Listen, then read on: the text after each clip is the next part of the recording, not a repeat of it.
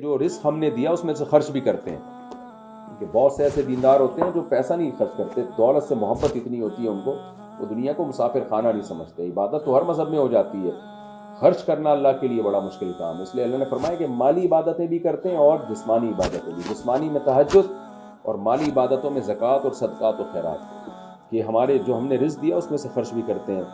تو پہلے کا اللہ نے کیا بیان کیا تھا کہ جہنم کی آگ میں جلیں گے اور اللہ ان سے کہے گا چکھو اس ہمیشگی کے عذاب کو۔ دوسرے کی کو کیا نعمت ملے گی؟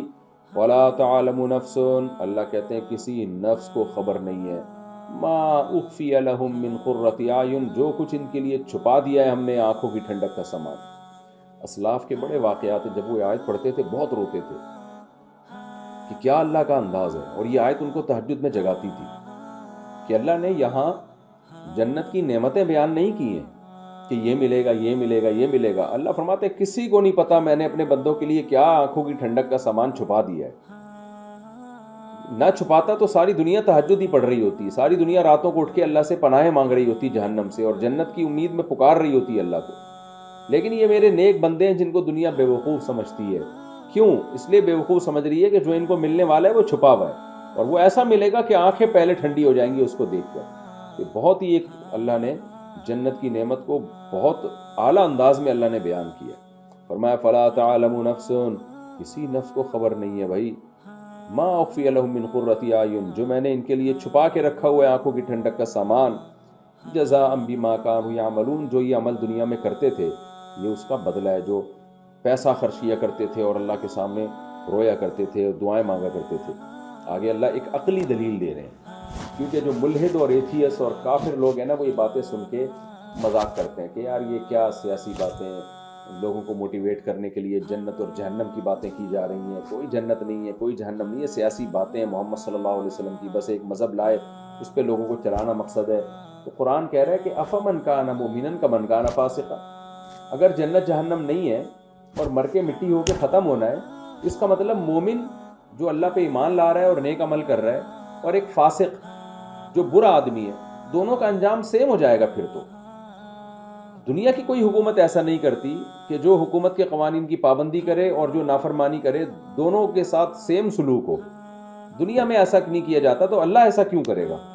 دنیا میں تو پوری سزا بھی نہیں ملتی، پوری جزا بھی نہیں ملتی۔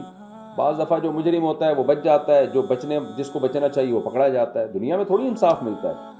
تو اللہ کہتے ہیں بھلا خود سوچو، اگر یہ جنت جہنم جو میں بیان کر رہا ہوں غلط ہے یہ، تو افمن کان مؤمنا کمن کان فاسقا، تو جو مومن ہے اور جو فاسق ہے کیا دونوں برابر ہو سکتے ہیں؟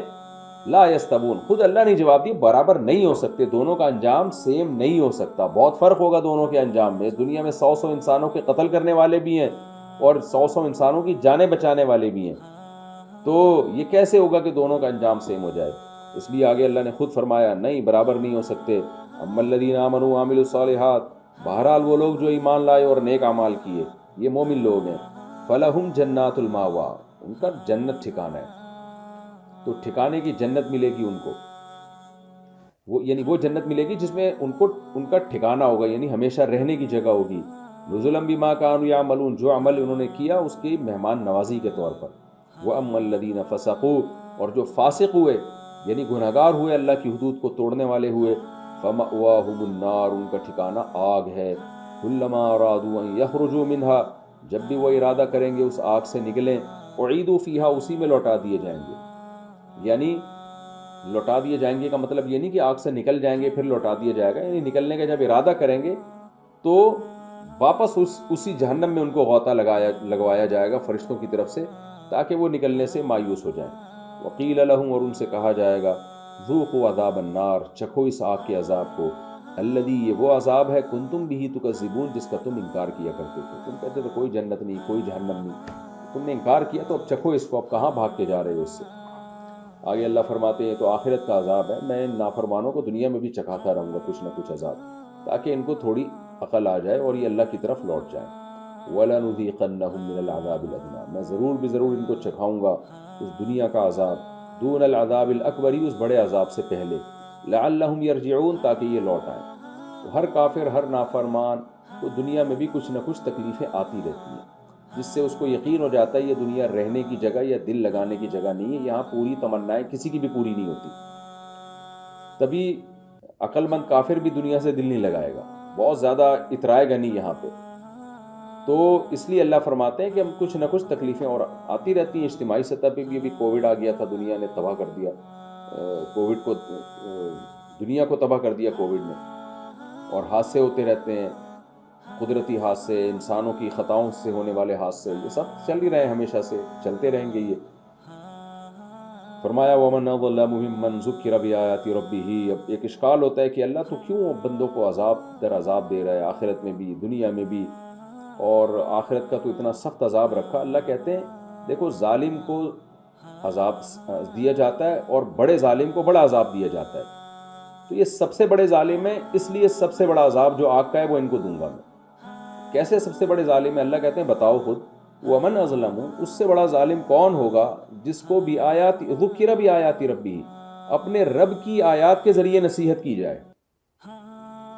یعنی نصیحت کے مختلف درجات ہوتے ہیں. ایک نصیحت یہ کہ آپ کا بھائی آپ کو نصیحت کر رہا ہے یا دوست نصیحت کر رہا ہے، آپ اگنور کر دیتے ہیں. باپ جب نصیحت کر رہا ہو آپ اگنور کریں، باپ کو زیادہ غصہ آتا ہے. حالانکہ نصیحت سیم ہے لیکن نصیحت کرنے والے کا مقام بڑا ہے. آپ کا باس نصیحت کر رہا ہے، آپ اس کو بھی سیریس لیتے ہیں. تو نصیحت کرنے والے کا مقام کیا ہے اور اس کا آرڈر یہ ہے کس کا؟ تو آرڈر دینے والے کے مقام سے اس آرڈر کی ویلیو بڑھتی ہے. تو اللہ فرماتے ہیں اس سے بڑا ظالم کون ہوگا جو رب کی آیات اس کو سنائی جا رہی ہوں اور وہ وہاں دلچسپی نہ لے، وہ اس سے اعراض کر رہا ہوں. وہ رب جس نے کائنات بنائی، جس نے تجھے پیدا کیا، مٹی سے بنایا، ماں کے پیٹ میں بنا کے چھاتیوں میں دودھ پیدا کیا اور تیرے لیے اتنا کچھ انتظام کیا، اب اس کی بھی تو کچھ سن لینا. تو کھائے جا رہا ہے، لطف اٹھائے جا رہا ہے نعمتوں سے، جب وہ کچھ کہہ رہا ہے تو سن ہی نہیں رہا. تو اللہ کہتے ہیں اس سے بڑا ظالم کون ہوگا. لہٰذا یہ سب سے بڑا ظالم ہے، اس کی سزا بھی سب سے زیادہ ہونی چاہیے. تو یہ جو تم کہہ رہے ہو نا کہ آگ بڑی سزا ہے، تم اس لیے کہ تم اس کو بڑا ظالم نہیں مان رہے ہو، اس لیے کہہ رہے ہو. تو وَمَنْ أَظْلَمُ مِمَّنْ ذُكِّرَ بِآيَاتِ رَبِّهِ، اس سے بڑا ظالم کون ہوگا جس کو نصیحت کی جائے اپنے رب کی آیات کے ساتھ. ثُمَّ أَعْرَضَ عَنْهَا، پھر وہ ان آیات سے اعراض کرنا شروع کر دے. إِنَّا مِنَ الْمُجْرِمِينَ مُنْتَقِمُونَ، اللہ فرماتے ہیں ہم مجرمین سے انتقام لینے والے ہیں، یعنی اتنے بڑے بڑے ظالموں کو ہم چھوڑیں گے نہیں. اللہ ہم سب کو جہنم کی آگ سے محفوظ رکھے اور ہمیں نماز، تہجد، صدقات و خیرات کا اللہ پابند بنائے، تاکہ ہم بھی ان لوگوں کی فہرست میں شامل ہو جائیں جن کے بارے میں قرآن نے کہا تتجافى جنوبهم عن المضاجع. یہ وہ لوگ ہیں کہ فلا تعلم نفس ما اخفي لهم من قرة اعین، کہ کسی نفس کو خبر نہیں کہ ہم نے ان کی آنکھوں کی ٹھنڈک کا کیسا سامان چھپا کے رکھا ہوا ہے.